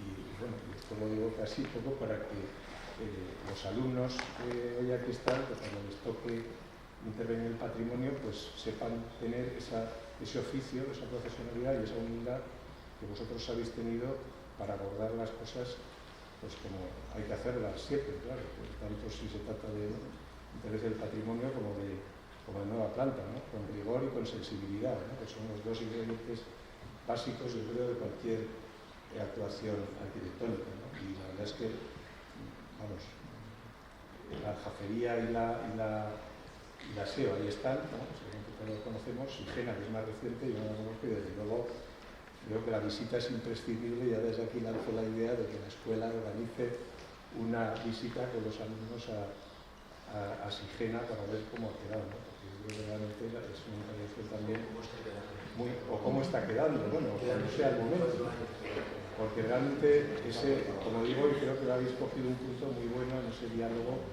entre lo viejo y lo nuevo, ¿no?, en el que lo nuevo está, pero aportando cosas sin realmente molestar ni querer estar excesivamente presente, ¿no?, con esa labor tan bonita, un poco de raíz escarpiana también, como decía Basilio, de jugar con las texturas, con el cromatismo, con la luz, ¿no?, esas cosas que... Has dicho una cosa, Fernando, que a mí me gustaría, sobre todo para los alumnos, puntualizar. Nosotros no somos ni arqueólogos ni historiadores, somos arquitectos. Y actuamos en los edificios históricos trabajando con otras profesiones, con historiadores y arqueólogos. Nos pasa lo mismo en la obra nueva. Trabajamos con ingenieros, trabajamos con gentes de otras órdenes. Y lo importante no es que nosotros sepamos mucha historia o que tengamos muchas técnicas de arqueología, sino que sepamos dialogar con el arqueólogo y con el historiador.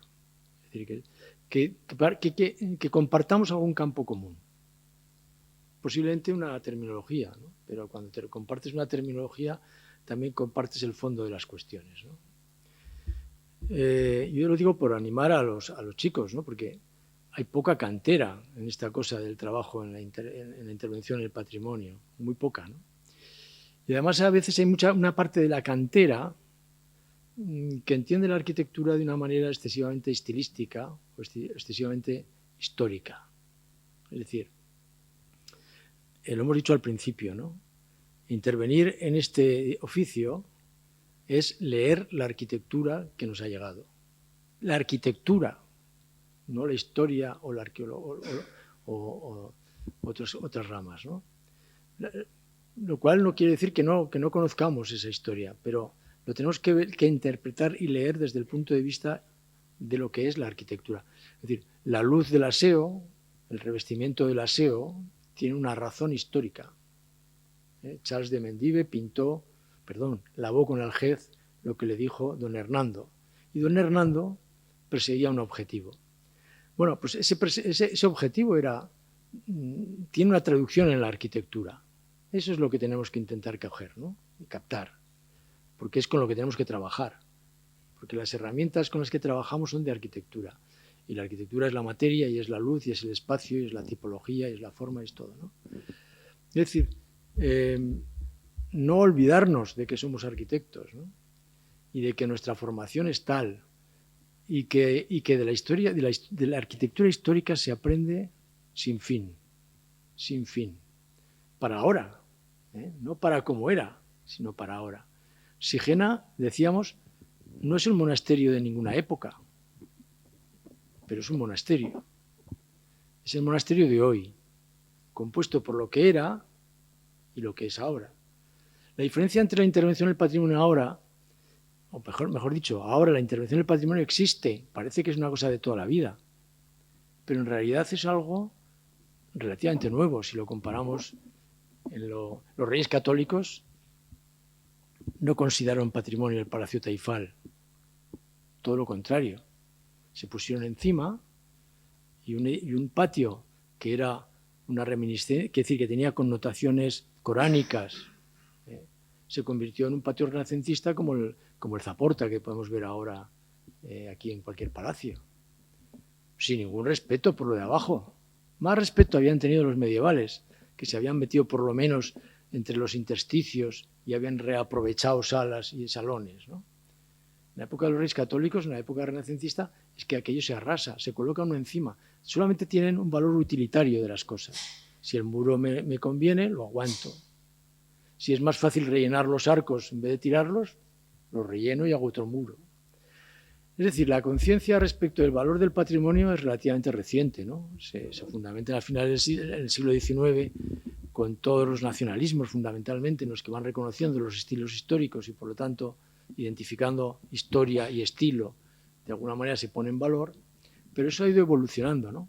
Entonces ahora la visión que nosotros tenemos del patrimonio es muy distinta a la anterior. Ahora cuando trabajamos en Sigena decimos, bueno, sí hay que evocar la vida monástica, ¿no?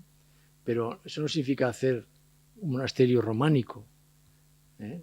Eso significa hacer algo que evoque el monasterio o la vida monástica siendo respetuoso con todo lo que ha pasado anteriormente porque tiene valor o documental, o histórico o simbólico. Son los tres valores clásicos que cualquier monumento tiene, ¿no?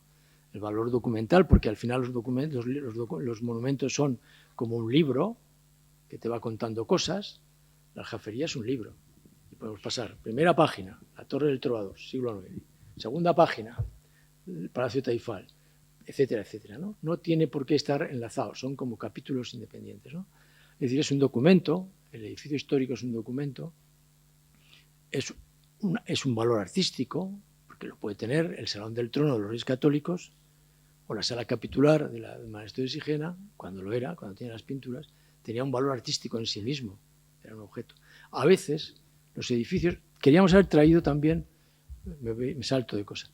El Paraninfo, por ejemplo, ¿no? Es decir, un edificio de planta, un edificio de proyecto, que distinto es intervenir en un edificio del que conocemos el proyecto y todas las intenciones del arquitecto, de aquel del que lo desconocemos por completo, ¿no? Me voy también a otra cosa. En la Capilla de la Inmaculada de Sigena, el maestro de obras lo hemos reconocido al final.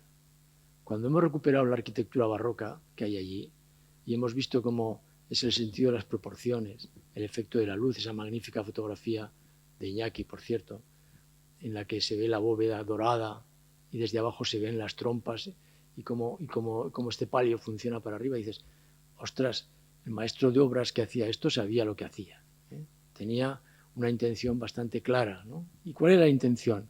Pues bueno, pues esa maravilla de descubrir esa arquitectura, en este caso barroca, y saber por qué se ha hecho algo, por qué la emoción que me produce entrar allí, en dónde está basado.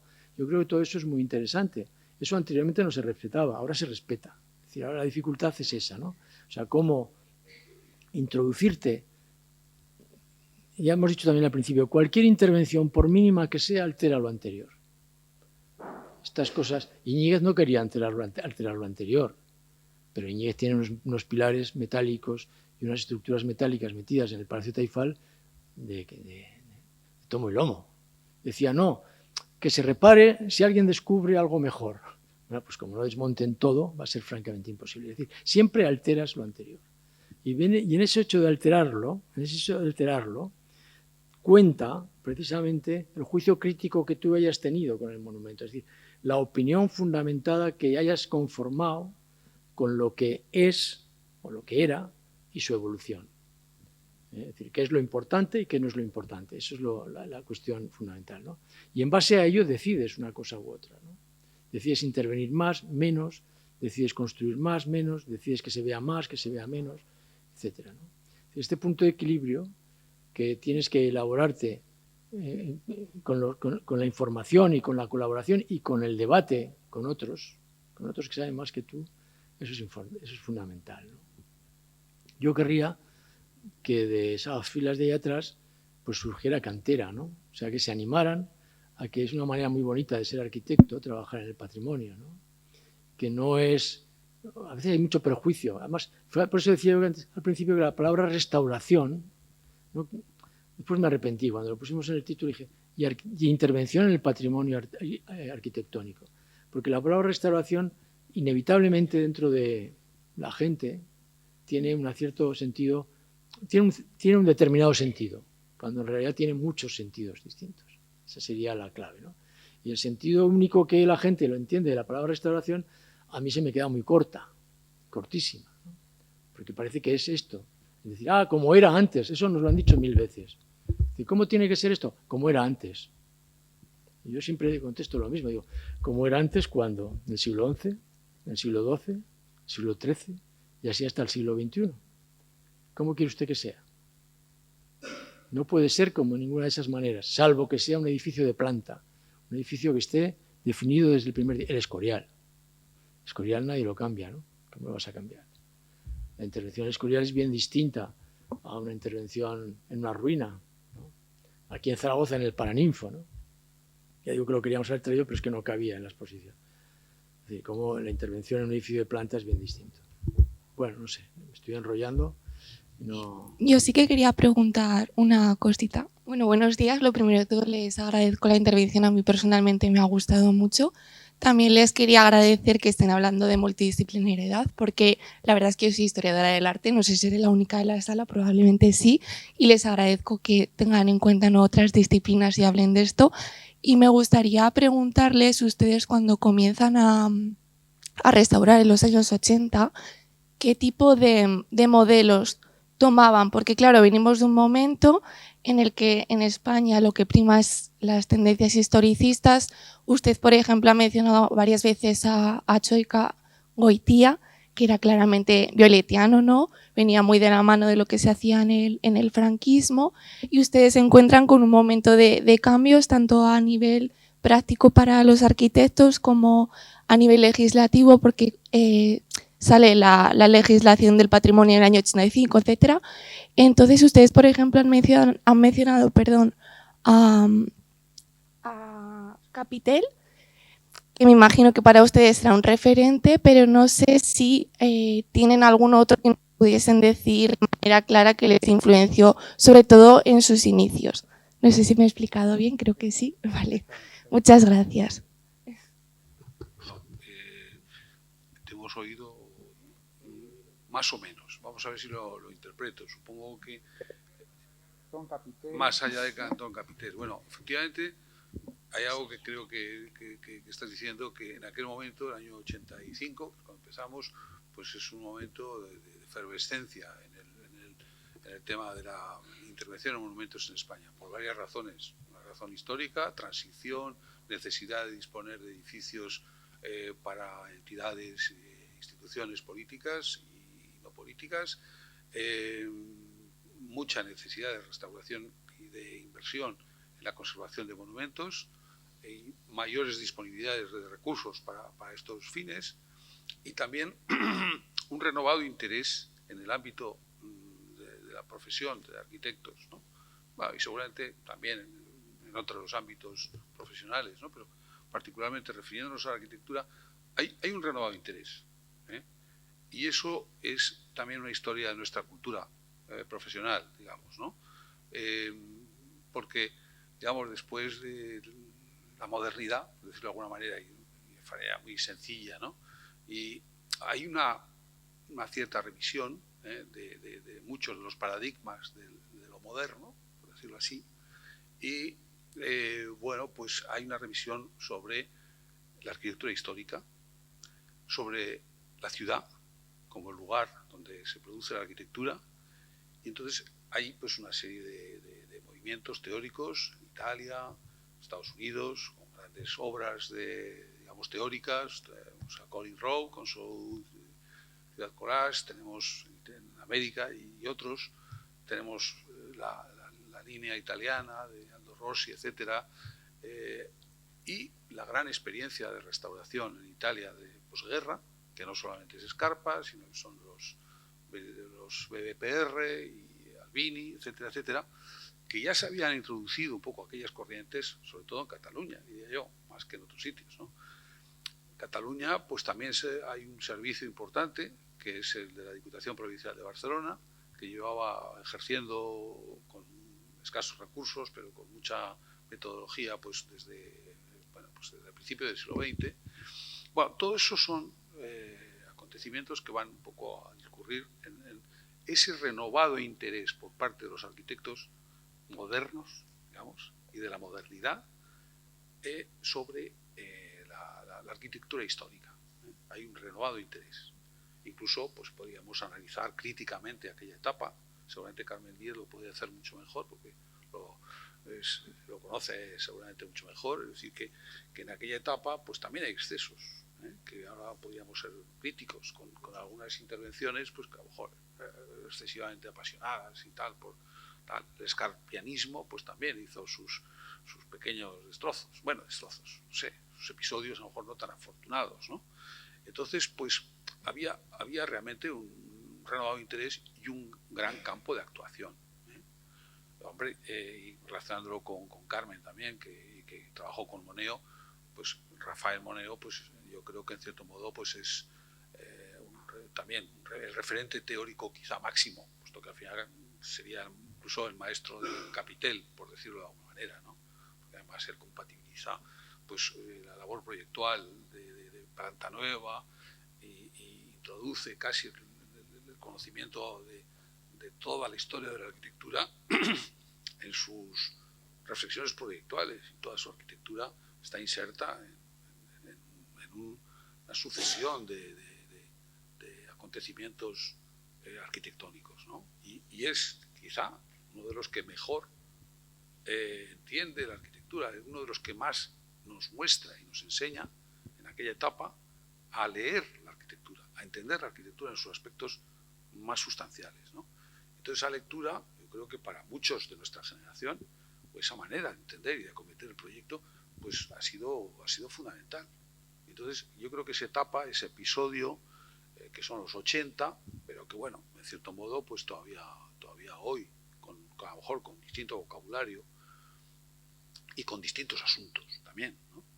Es decir, no todos los días se restaura una catedral, no todos los días, pero bueno, se siguen haciendo cosas y yo creo que de alguna manera, quizá más sutil, más refinada a lo mejor, pues de alguna manera se sigue también, es decir, eso no se ha perdido del todo y se siguen utilizando pues muchos de los principios y de los métodos. Esa otra cuestión importante, que a lo mejor es lo que está en tu cabeza, ¿no? El aspecto metodológico, ¿eh?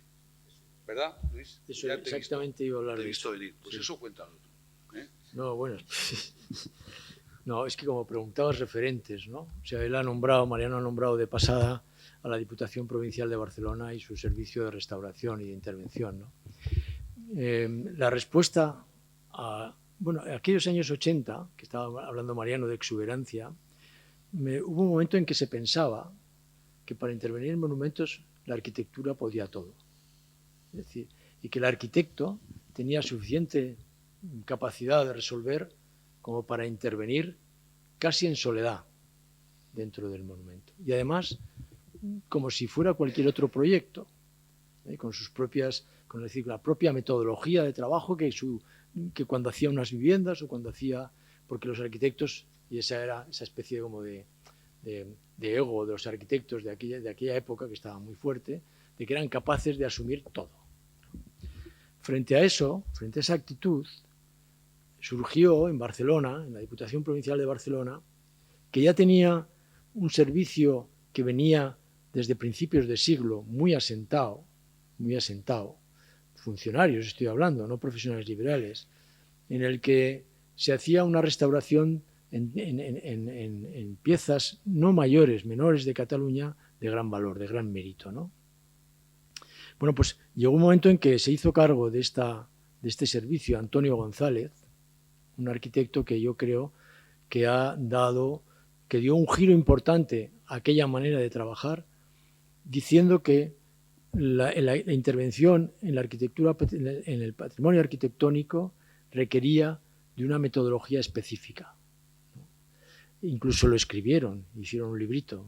El servicio, además, si no me equivoco más, se llamaba MSC o algo así, que se puede encontrar. ¿Qué es lo que decía? Decía que la aproximación al monumento era un proceso interdisciplinar.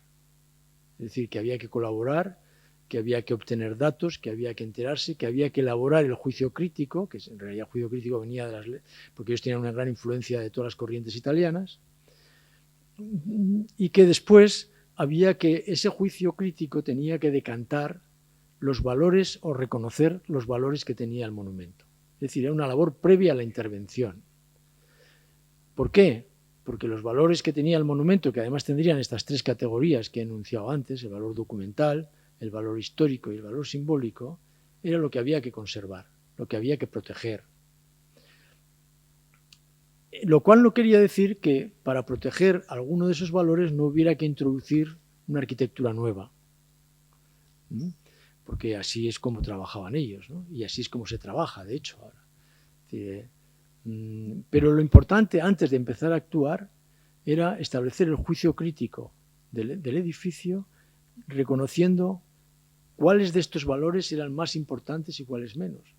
Porque lo más importante es lo que había que conservar más y lo otro a lo mejor tenía una otra manera diferente de actuar, ¿no?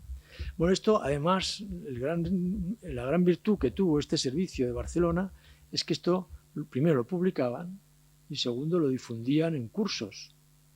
Cursos no directamente de la Diputación, pero sí un curset que llamaban ellos, que se hacía en el Colegio de Arquitectos de Barcelona, que ha llegado hasta nuestros días, que nosotros hemos participado varias veces, que es el que empezó a formar cantidad de arquitectos que han trabajado y que trabajaron después en la intervención en el patrimonio. E incluso el heredero de estos cursets de Barcelona apareció también otra serie de cursos en Logroño, en La Rioja, curiosamente, herederos de aquellos, todos, digamos, inspirados por aquel servicio de patrimonio y Antonio González. Servicio en el que trabajaban arqueólogos, arquitectos, historiadores, geógrafos, de todo, paisajistas, etc. De la administración. en el que tenían una metodología que empezaba en el levantamiento de la arquitectura, del levantamiento del lugar, y acababa en la publicación y en la presentación y en la concienciación social sobre el valor de lo que se había recuperado. O sea que era un ciclo completísimo que no empezaba en la obra y acababa cuando se acababa la obra, sino que empezaba antes del proyecto y acababa cuando el proyecto se volvía a entregar, digamos, a la sociedad que la disfrutaba. Yo creo que ese ha sido la mayor influencia desde los años 90, diría yo, incluso antes, ¿no? Desde los años 85, la mayor influencia que ha habido en España respecto de la metodología de trabajo, ¿no?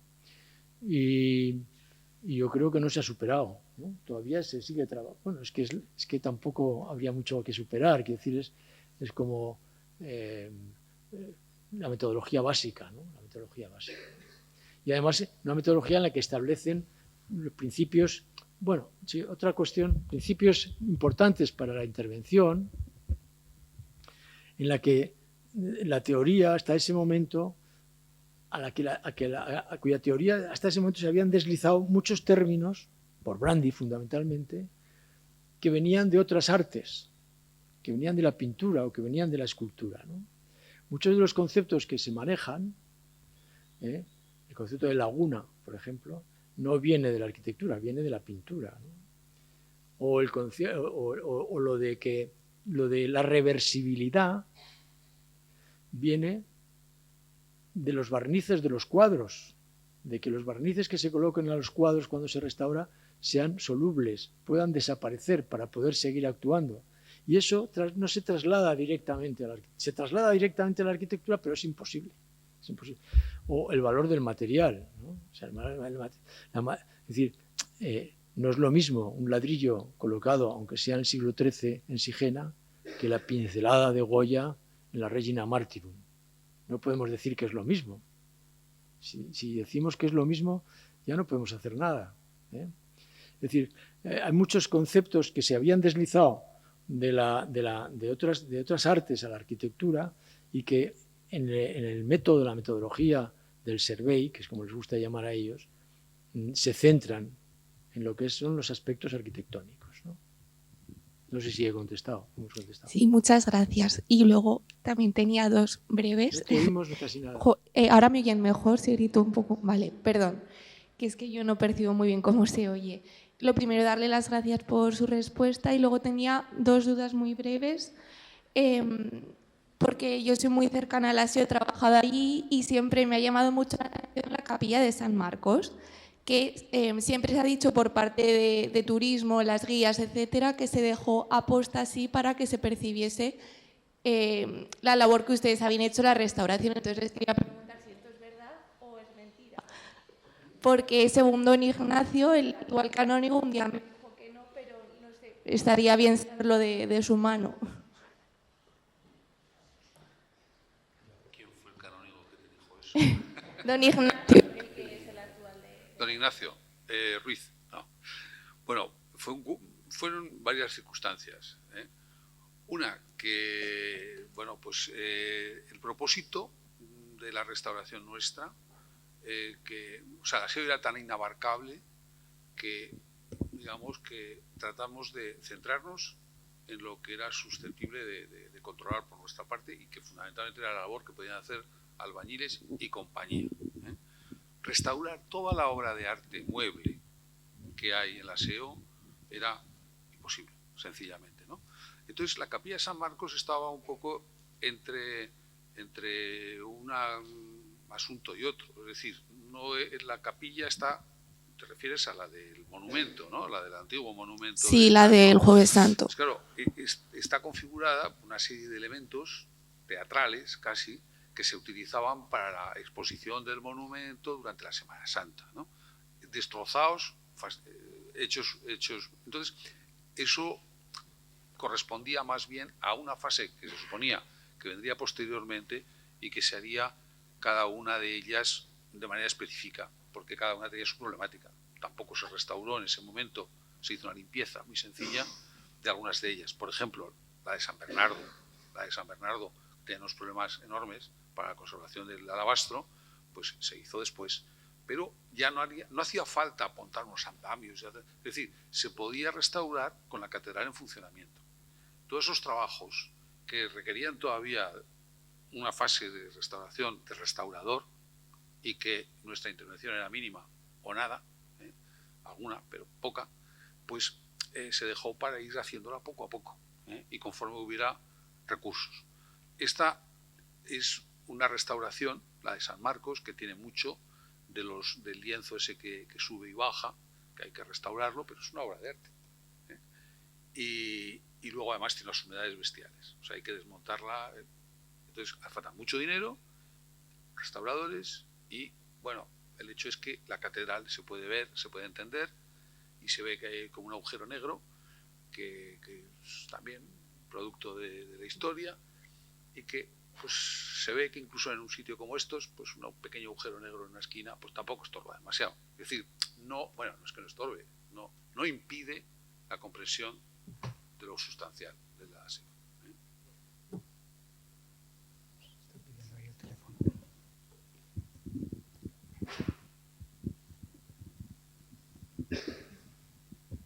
Muy bien. ¿Se oye? Yo no voy a hacer más preguntas, a no ser que algún alumno tenga ganas de preguntar algo más, que le daremos la palabra, por supuesto. Y si no lo hay, bueno, yo, claro, asistimos, no voy a hacer preguntas, ya podemos cerrar. Efectivamente, como decía mi maestro Javier Carvajal, las verdaderas obras de los hombres no acaban nunca, ¿no? Y claro, con lo que habéis enseñado y con lo que está produciendo aquí, efectivamente, esto parece que no va a acabar nunca, como debe ser. Y esto me lleva a decir a los alumnos, para concluir, que bueno, que efectivamente las trabas administrativas de que nos van poniendo a cada uno en el sitio que nos vayan poniendo por temas de administración y de fechas de nacimiento no tiene que ver con que el magisterio de los profesores Luis Franco y Manuel Pemán pues tendremos ocasión de seguir disfrutándolo. Lo digo porque los de la fila de aquí para atrás que no se asusten, por ejemplo, este lunes, no que se asusten, no, que sean esperanzados, porque este lunes pasado, por ejemplo, asistimos a una clase fantástica en el máster de Luis y aprovechando vuestra bondad, pues os seguiremos liando para clases puntuales o no puntuales para que este magisterio, pues bueno, pueda prolongarse.